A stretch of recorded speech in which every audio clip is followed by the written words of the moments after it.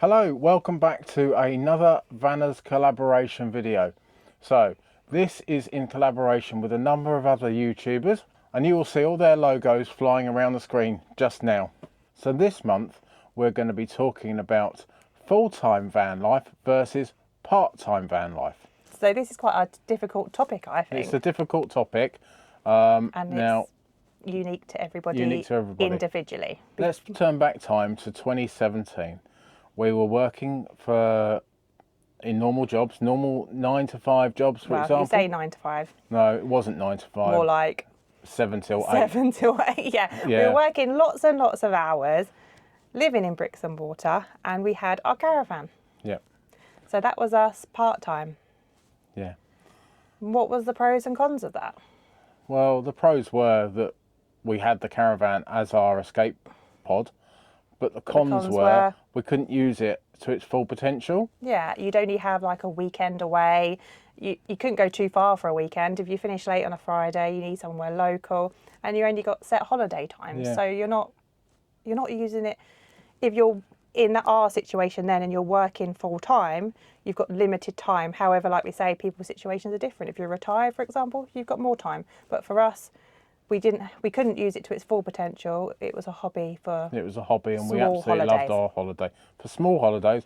But then also we did enjoy a couple of big holidays, and one of the big holidays sent us out to France, and en route to France we stopped at Black Horse Farm in Folkestone, which is a caravan and motorhome club site, and there we met Mark and Gail, and we got chatting to them, and well. And at that point, we thought, do you know what?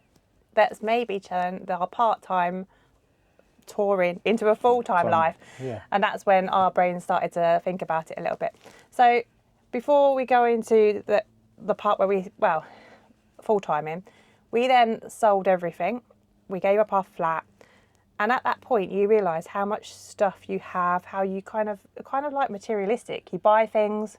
You want things to look nice, you buy the latest trends, and you spend a lot of money making your home look nice. Yeah, you're buying the latest things to make your house we were look quite bad, cosmetically lovely. We want new sofas, like, they're getting a bit boring now. Let's change. And you're constantly buying things to make your house look nice. And then when we actually sold it all, we're like, we put a lot of money into all this stuff. Did we really need it? We've got some enjoyment out of it. But it makes you realise, like, I don't know, it's like the materialistic things, and do you really need them? And we then had to become completely minimal. And some people might think that's a con of full-time van life, but for me, I think it's a big positive, because you don't need all that No, you stuff don't in need your all life. that material nonsense. Basically, what you have in your van is what you need. Yeah.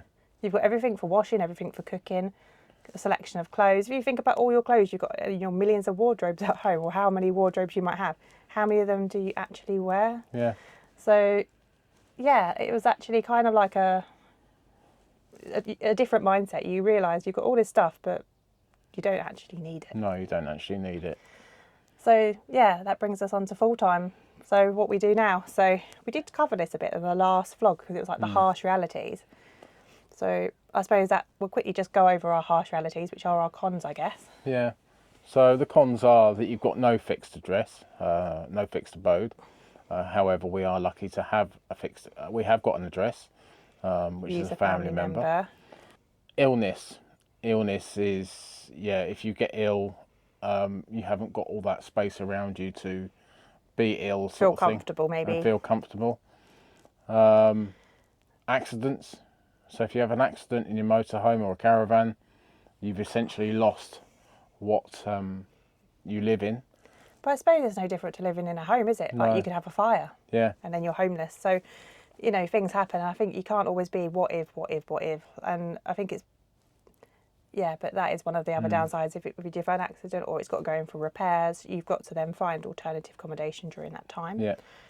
And then I think the other thing we spoke about last time was about you just need to be plan ahead, because you have limited water, waste, etc., etc. So as you all know, if you're not on a campsite, you need to make sure you're prepared to go somewhere and do all your services. So I think that's the main downside. Yeah. But it has a lot of pros, or a lot of pluses, I think, for full-time. And I think the first one is just freedom. Yeah, you've got freedom. You've got freedom where you want to go. So we're really lucky being seasonal workers. We sort of like can choose where we want to go and work. Our area. An area. Or our region within the country. So for freedom, what I mean by that is when we were in our flat, for example, we had some annoying neighbours and things like that. If you're in a motorhome, you can choose where you want to be. Like Matt said, we can choose during the season roughly our area we want to be. But when we're touring, we can also move around. If the weather's not good, we can move away from the weather. If you're near if you're on a campsite and you're not getting the vibe, you can move away from that. And it's just nice to have that freedom. You're not stuck in the same place and you're really annoyed with the area or the weather. Or if you have got noisy neighbours or annoying neighbours, where we lived at home, when we had our flat, we had a really annoying neighbour above us. And you couldn't get away from it. The only way you could get away from it is to leave the flat. And that's we did leave the flat in the end, but not because of the neighbour. No. But you can't get away from them. You know, it's very annoying. And some people, you know, like the nightmare neighbours and stuff. That's the nice thing about the motorhome. You can pick and choose where you want to be. Yeah. So freedom to be able to move freely, I think, is really, really the massive plus for me. Massive plus, yeah.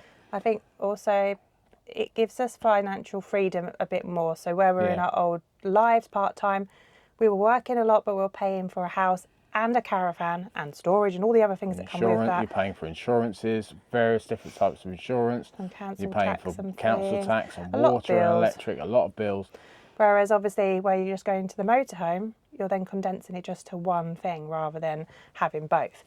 So therefore it gives you more financial freedom because you have more money for us to spend on what we like to do, and that's touring. Yeah. So it means we can put our money into a hobby, whereas before we couldn't. We were working to also look after our home. Yeah. So it gives you much more financial freedom. I think that's a really big plus point. The other great positive point is you're in the great outdoors. So you are outside a lot of the time. And you can enjoy that outdoor living lifestyle, can't you? You can open your doors, you open your windows, got fresh air coming in all the time. So where we lived in a flat, we didn't have an outside area. No. So you couldn't sit outside, for example. That's why we love going away in our caravan. We used to say we'd take our caravan to a garden. Yeah. And that would be our garden for the weekend. Yeah. And that was like a massive draw for us. We love being outside, and in our flat, like you said, we had no balcony, no nothing, and it was just We did have big massive windows, and I'd open the big massive windows up. However, it still wasn't you go the onto same. a main road and you get all the smoke coming in, so it Yeah. wasn't like lovely fresh No, air. no. But yeah, it's nice to be out in the great outdoors. Yeah. What else is there? Being minimalistic. So Yeah, going back to what we were saying going back earlier to when we saying sold earlier. everything. yeah, And I think it's really nice to be minimalistic. It's kind of refreshing, like yeah, not having so much stuff, clutter. Like people have a spring clean and then they get rid of all their clutter. And I think it's nice to be minimalistic. Just have what you need and Yeah. really think about whether I really need that yeah, or the not. value or Do I something. need that? not just hoarding stuff. And people, you know, how many of people have got stuff in their lofts they don't even know what's up there? Yeah. Like, but why? What's the point? So it's nice just to only have what you need. And even like in the motorhome, you still get stuff you don't need, and it's really important. Like every season, every year, we constantly are re-evaluating what we got in the motorhome. Do we need this? Do we still want this? Are we using this to its full potential? So our last trip to Spain, we took so much stuff with us. Well, you say so much stuff compared to most people. It's extremely minimal. It's minimal. But to us, we took some bits that we didn't need. No. And So we're not gonna take them again. re-evaluating. We don't need them, so let's just sell them.